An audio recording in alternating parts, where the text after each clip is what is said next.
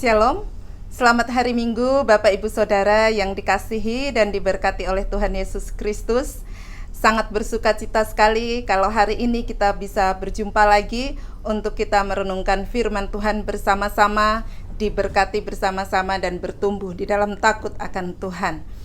Sebelum kita merenungkan firman Tuhan hari ini, mari kita satu dalam doa. Bapa di surga, terima kasih Tuhan Yesus untuk kasih setiamu yang terus menyertai kami. Terima kasih Tuhan Yesus, Engkau tidak pernah meninggalkan kami. Kami bersyukur kalau Engkau terus memimpin hidup kami. Hari ini Bapa, kami akan merenungkan kebenaran firman-Mu, dan biarlah kami semua menjadi pelaku-pelaku firman yang menyenangkan hati-Mu Bapa. Hadirlah dan memberkati kami. Dalam nama Tuhan Yesus kami berdoa dan bersyukur. Amin. Ya, Bapak Ibu Saudara, dalam kehidupan kita seringkali sangat mudah untuk kita bereaksi terhadap peristiwa tertentu yang sedang kita jumpai. Ada satu kisah nyata di satu kampung. Ada pasangan suami istri. Pasangan suami istri ini sudah menikah beberapa lama. Lalu kemudian di satu hari istrinya pergi keluar untuk ada beberapa keperluan. Lalu dia berjumpa dengan seorang sahabat, dan kebetulan sahabatnya ini laki-laki. Dan ada yang melihat mereka ketika mereka sedang berbicara. Lalu yang melihat mereka ini melaporkan kepada suaminya dan mengatakan berita bahwa istrimu bertemu dengan seseorang, dan seseorang itu adalah laki-laki. Dan suaminya menjadi marah, suaminya menjadi cemburu. Setelah itu, waktu istrinya pulang ke rumah, suami merasa bahwa apa yang dia dengar dari laporan yang sampai kepadanya itu adalah benar. Dan dengan membabi buta, dia membunuh istrinya. Dan karena kasus pembunuhan ini, akhirnya si suami masuk ke penjara. Tapi apa yang terjadi Bapak Ibu Saudara? Setelah beberapa tahun kemudian, terbukti bahwa perempuan ini tidak ada hubungan apapun dengan laki-laki yang dijumpainya di luar tersebut. Nah, ini satu reaksional yang menimbulkan dampak fatal dalam kehidupan seseorang. Nah, dan hari ini kita belajar dari satu tokoh di dalam Alkitab yang sangat terkenal sekali, orang pilihan Tuhan yang bernama Daud. Kita akan merenungkan firman Tuhan yang diambil dari 2 Samuel pasalnya yang ke-16, ayatnya yang ke-5 sampai ayatnya yang ke-14. Saya akan bacakan untuk kita semuanya. Demikian firman Tuhan. Simei mengutuki Daud. Ketika Raja Daud telah sampai ke Bahurim, keluarlah dari sana seorang dari kaum keluarga Saul. Ia bernama Simei bin Gera. Sambil mendekati raja, ia terus-menerus mengutuk. Daud dan semua pegawai Raja Daud dilemparinya dengan batu, walaupun segenap tentara dan semua pahlawan berjalan di kiri kanannya. Beginilah perkataan Simei pada waktu ia mengutuk. Enyahlah, enyahlah, engkau penumpah darah, orang dursila. Tuhan telah membalas kepadamu segala darah keluarga Saul yang engkau gantikan menjadi raja. Tuhan telah menyerahkan kedudukan raja kepada anakmu Absalom. Sesungguhnya engkau sekarang dirundung malang karena engkau seorang penumpah darah. Lalu berkatalah Abisai, anak Zeruya, kepada raja, mengapa anjing mati ini mengutuki tuanku raja? Izinkanlah aku menyeberang dan memenggal kepalanya. Tetapi kata raja, apakah urusanku dengan kamu, hai anak-anak Zeruya? Biarlah ia mengutuk, sebab apabila Tuhan berfirman kepadanya, kutukilah Daud, siapakah yang akan bertanya, mengapa engkau berbuat demikian? Pula kata Daud kepada Abisai dan kepada semua pegawainya, sedangkan anak kandungku ingin mencabut nyawaku, terlebih lagi sekarang orang Benyamin ini, biarkanlah dia, biarlah ia mengutuk, sebab Tuhan yang telah berfirman kepadanya demikian. Mungkin Tuhan akan memperhatikan kesengsaraanku ini, dan Tuhan membalas yang baik kepadaku sebagai ganti kutuk orang itu pada hari ini. Demikianlah Daud melanjutkan perjalanannya dengan orang-orangnya, sedang Simei berjalan terus di lereng gunung, bertentangan dengan dia, dan sambil berjalan ia mengutuk, melemparinya dengan batu, dan menimbulkan debu.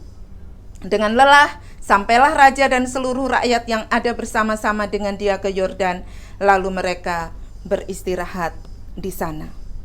Ya, Bapak Ibu Saudara yang terkasih dalam Tuhan Yesus Kristus, perenungan firman Tuhan hari ini temanya adalah tetap tenang saat dicela. Dan Sinode memberikan bagian firman Tuhan kepada kita hari ini untuk kita sama-sama diberkati di dalamnya.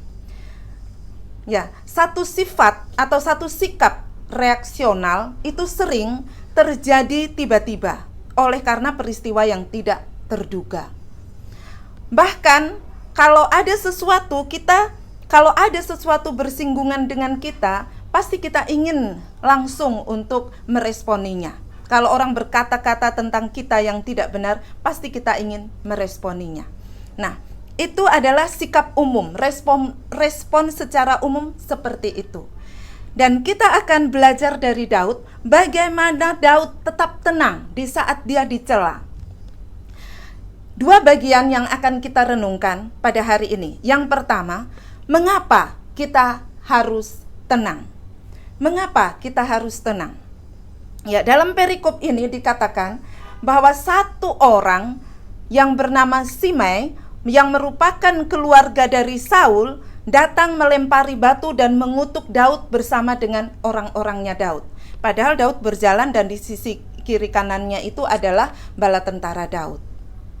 Dan dia mengutuk dan melempari Daud dengan batu. Bapak Ibu Saudara yang terkasih dalam Tuhan Yesus Kristus, tentu kita bertanya, kenapa sampai Simei melakukan perkataan-perkataan yang tidak terpuji? Mengapa Simei sampai katakan enyahlah engkau, penumpah darah, lalu dikatakan orang dursila, engkau sudah dihukum Tuhan, engkau dirundung malang, beberapa kata-kata kutukan. Bahkan juga tindakan melempar batu, kalau di dalam perjanjian lama, itu adalah sebagai bentuk mengutuk perbuatan orang-orang yang melakukan dosa. Seperti perempuan yang berbuat zina, hukumannya harus dilempari batu dan lain sebagainya. Nah, jadi jelas di sini Simei benar-benar menganggap Daud sebagai orang yang terkutuk.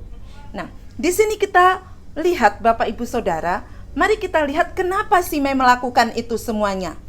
Di dalam 2 Samuel pasal yang ke-21, kalau kita baca di sana, ya, jadi kalau kita lihat yang kita renungkan itu adalah 2 Samuel pasal 16. Tapi tindakan Simei itu dilatar belakangi dari pasal yang ke-21. Ini menunjukkan sekali lagi bahwa semua yang terjadi di dalam Alkitab itu tidak selalu harus berurutan seperti pasal-pasalnya. Nah, tetapi kalau kita lihat kembali ke sini, kalau kita lihat dalam pasal 21, 2 Samuel 21 ayat 1 dan 2, saya akan baca untuk kita.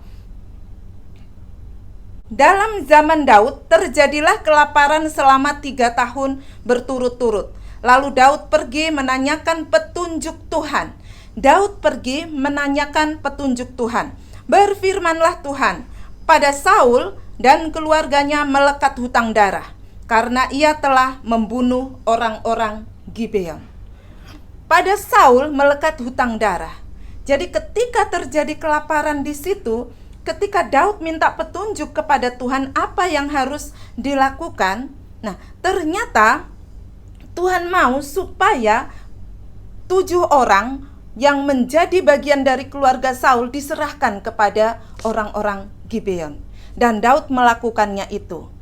Dan ketika Simei tahu tentang hal itu, dia merasa bahwa Daud ini adalah orang yang kejam. Dan dia merasa juga, dia berpikir ketika dia menyerang Daud pada pasal yang ke-16, dia berpikir Daud itu mencuri kekuasaan dari anaknya Absalom. Itu Daud sedang berada dalam pelarian oleh karena dikejar oleh Absalom anaknya dalam peristiwa kudeta kerajaan. Simei merasa bahwa Daud layak menerima semua kejadian itu.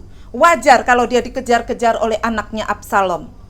Wajar kalau Daud mengalami peristiwa malang seperti itu. Nah, jadi yang pertama yang kita mau renungkan, Bapak Ibu Saudara, mengapa kita harus tenang? Kita harus siap menghadapi orang model apapun. Kita harus siap menghadapi orang model apapun. Nah, mengapa kita harus tenang? Supaya kita siap menghadapi orang model apapun. Dan dalam konteks ini, Daud siap menghadapi orang seperti Simei yang salah menanggapi peristiwa pada saat Daud menyerahkan keluarga Saul kepada orang-orang Simei, kepada orang-orang Gibeon pada saat terjadi kelaparan di masa Daud pada waktu itu. Sehingga Simei merasa dendam, Simei merasa kecewa, Simei merasa Daud itu adalah penumpah darah. Nah, mengapa kita harus tenang? Supaya kita siap menghadapi orang-orang model seperti itu. Yang kedua, supaya kita tidak terpancing dengan sikap orang lain ataupun situasi yang tidak terduga. Apa yang dialami Daud pada saat dia melarikan diri dari anaknya Absalom itu sungguh di luar dugaan Daud. Tetapi Daud siap menghadapi itu semua. Dan yang ketiga, sekalipun yang kita lakukan itu adalah perintah Tuhan, belum tentu orang mengerti atau orang memahami apa yang kita lakukan.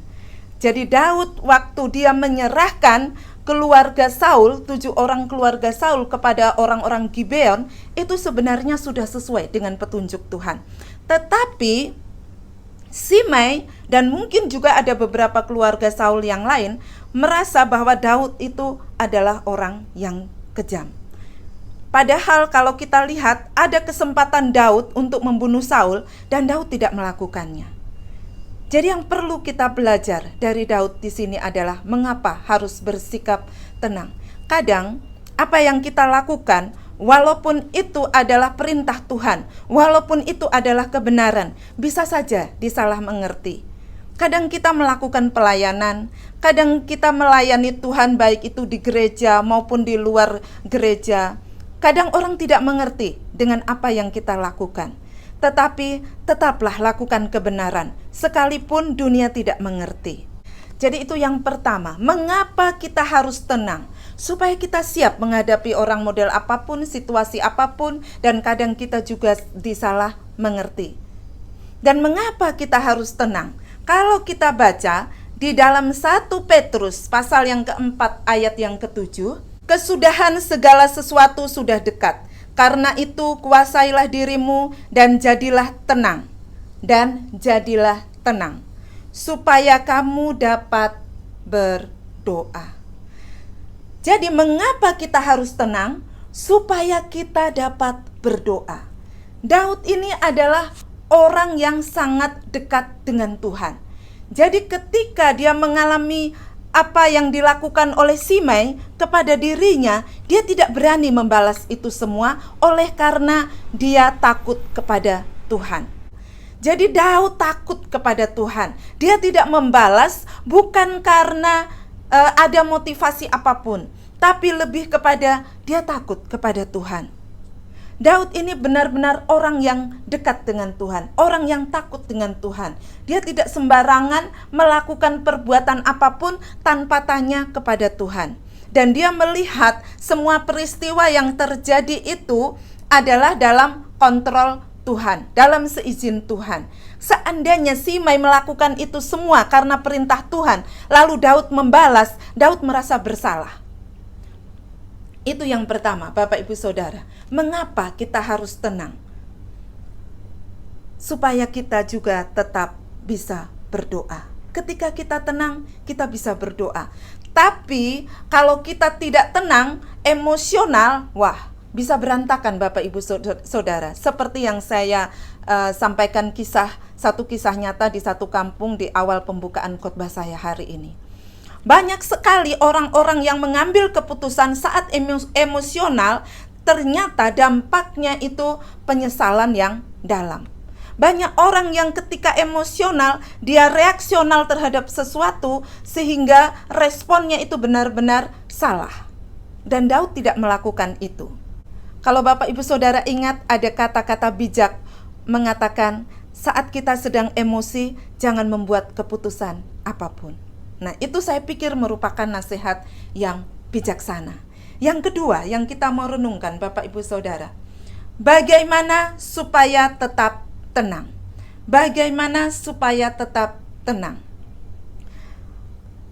Poin yang kedua ini, bagaimana supaya kita tetap tenang? Mari kita belajar dari sikap Daud ini. Yang pertama, dia tidak mudah terprovokasi oleh kata-kata orang lain, yaitu Abisai. Dia tidak terpengaruh oleh apa yang disampaikan atau usul dari Abisai. Dia tidak menerima begitu saja apa yang diusulkan oleh Abisai. Seandainya Daud bukan tipe orang yang sabar, bukan tipe orang yang dekat dengan Tuhan, kalau Daud emosional, Daud bisa saja mengatakan iya terhadap usulannya Abisai. Oke, silahkan. Tetapi Daud tidak melakukan itu. Di sini kita bisa melihat Daud memiliki sikap yang positif. Dia tidak mereka-rekakan yang jahat terhadap Simei. Dia tetap fokus apa maunya Tuhan dalam hidupnya. Semua peristiwa dia lihat dari kacamata apa maunya Tuhan. Dan juga dia melihat kepada dirinya. Okelah, saya menerima semua perlakuan Simei. Siapa tahu, nah ayat yang ke-12. Mungkin Tuhan akan memperhatikan kesengsaraanku ini dan Tuhan membalas yang baik kepadaku sebagai ganti kutuk orang itu pada hari ini. Jadi Daud menyikapi secara positif kutukan yang disampaikan oleh Simei. Daud berharap dengan keputusannya tidak membalas apa yang dilakukan oleh Simei, Tuhan akan memperhatikan kesengsaraan Daud. Jadi Daud kenal betul siapa Allahnya. Daud kenal betul siapa Tuhannya. Daud kenal betul bahwa Allah sangat mengasihi dia. Jadi ketika orang lain membuatnya menderita, ketika orang lain mengutuk dia, dia tidak membalas. Dia menyerahkan semuanya kepada Tuhan. Nah, ada kalanya Bapak Ibu Saudara, kita mengalami peristiwa-peristiwa seperti ini dalam hidup kita. Kita sudah merasa melakukan semuanya dengan baik dan benar. Kita sudah berusaha menjadi orang yang takut Tuhan. Ada satu anak muda yang pernah saya jumpai dalam tulisannya. Dia sangat kecewa sekali karena dalam masa mudanya ibunya mengutuk dia, mengatakan bahwa hidupnya tidak akan berhasil, sehingga dia akan menjadi orang yang tidak beruntung seumur hidupnya. Dan si anak muda ini merasa bahwa dia sangat-sangat kecewa dengan ibunya. Dan kata-kata itu membayangi terus di dalam benaknya, membuat dia tidak bebas, membuat dia tidak merdeka. Tetapi puji Tuhan, setelah diberikan pengertian bahwa hidup kita ini tidak tergantung dari perkataan orang, tapi bagaimana sikap kita takut akan Tuhan. Kalau orang memperlakukan kita tidak benar, padahal kita sudah berusaha untuk takut akan Tuhan, kita serahkan kepada Tuhan, seperti yang dilakukan oleh Daud. Sebagai orang yang takut Tuhan, kadang kita juga mendapatkan perlakuan yang tidak adil, Bapak Ibu Saudara. Tapi apapun itu, mari kita belajar dari Daud. Daud benar-benar mengambil satu keputusan yang sangat tepat. Dari bahasanya, penilaian dia terhadap Simei, dan juga keputusannya untuk tidak membalas, kita bisa melihat bahwa Daud benar-benar takut akan Tuhan. Dia melihat bahwa semua peristiwa yang terjadi, jangan sampai itu adalah orang yang Tuhan utus. Lalu dia melihat kepada dirinya, kalau memang aku ini tahu kalau aku tidak membalas, mungkin Tuhan akan memperhatikan kesengsaraanku dan Tuhan berbuat baik kepadaku. Dan setelah itu Daud tidak membalas. Daud benar-benar membiarkan Simei melakukan apa yang dia mau. Daud memiliki pikiran yang sangat positif. Dia melihat semua peristiwa dari kacamata apa yang Tuhan mau. Dia meyakini Tuhan berbelas kasihan kepada dia. Dia meyakini akan kebaikan Tuhan. Dia memiliki hati yang takut akan Tuhan. Ini adalah satu cara bagaimana supaya kita tetap tenang, yaitu memiliki sikap yang positif, tidak membalas kejahatan dengan kejahatan, melihat semua yang terjadi dari kacamata apa maunya Tuhan. Dan juga kita harus selalu takut akan Tuhan. Untuk kita bisa takut akan Tuhan, kita harus punya hubungan pribadi yang erat dengan Tuhan. Kita harus mengerti kehendak Tuhan. Kita harus mengerti firman Tuhan. Kita harus merenungkannya siang dan malam. Kita harus punya waktu khusus dengan Tuhan. Membaca firman Tuhan, merenungkannya. Lalu kita mengambil waktu berdoa. Kita mendoakan banyak hal. Mendoakan orang lain, mendoakan bangsa dan negara. Kita menyembah Tuhan, kita memuji Tuhan. Kita melakukan apa yang Tuhan mau. Dan sebelum melakukan apapun, memutuskan apapun, apa yang mau kita katakan, apa yang mau kita lakukan, kita tanya kepada Tuhan. Karena kalau kita melihat Daud selalu mengalami kemenangan, dia selalu tanya kepada Tuhan. Ketika terjadi kelaparan pada masa Daud, dia juga bertanya, minta petunjuk kepada Tuhan. Sebagai anak-anak Tuhan, mari kita punya sikap seperti Daud. Di dalam kitab Yesaya 30 ayat yang ke-15 bagian C, di situ dikatakan, dalam tinggal tenang dan percaya terletak kekuatanmu. Dan luar biasa dahsyatnya Tuhan ini. Ketika Daud tidak membalas apa yang terjadi kepada dirinya, ternyata dia punya kekuatan yang luar biasa. Dan itu munculnya adalah karena dia takut akan Tuhan. Dalam tinggal tenang, disitulah terletak kekuatanmu. Coba kalau Daud membalas, kita bisa membayangkan apa yang terjadi. Bisa terjadi perang, tapi di situ Daud tetap tenang. Dan disitulah kekuatan Daud. Karena nanti kalau kita baca di dalam 2 Samuel selanjutnya, di dalam kisah pelarian Raja Daud dari anaknya Absalom sampai dia kembali ke Yerusalem, Simei ini nanti akhirnya datang kepada Daud dan dia mengaku bahwa dia bersalah. Dan dialah orang yang pertama datang kepada Daud saat Daud kembali ke Yerusalem pada saat Absalom sudah mati. Ini adalah satu kekuatan yang luar biasa, yaitu ketenangan. Bapak, Ibu, Saudara, marilah kita belajar dari Daud.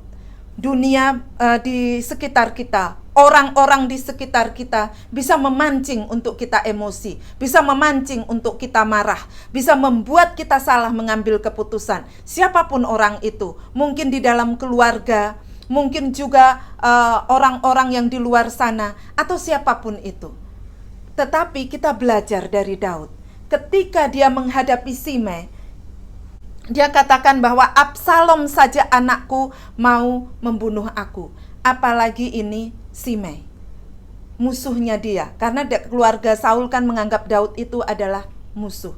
Jadi di sini kita melihat Bapak, Ibu, Saudara, sekali lagi mari kita belajar ketenangan dari Daud.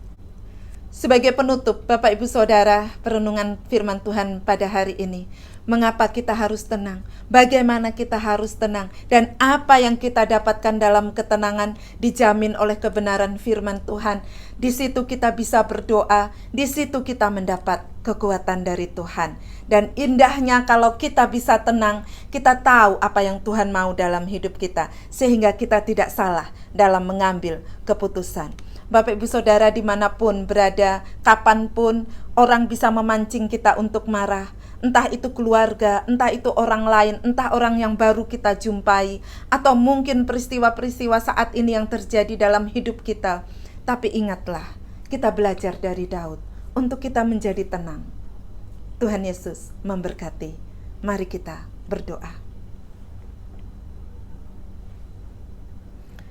Bapa di surga, terima kasih Tuhan Yesus untuk kebenaran firman-Mu.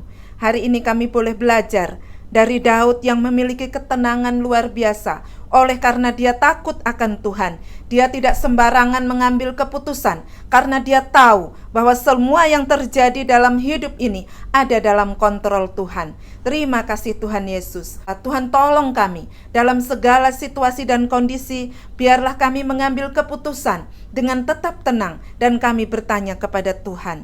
Daud tahu betul kapan dia harus melakukan segala sesuatunya sesuai dengan kehendak Tuhan. Biarlah kami melakukan apa yang Tuhan mau dalam hidup kami. Dalam nama Tuhan Yesus kami berdoa dan bersyukur. Amin. Selamat hari Minggu untuk kita semuanya. Tuhan Yesus memberkati.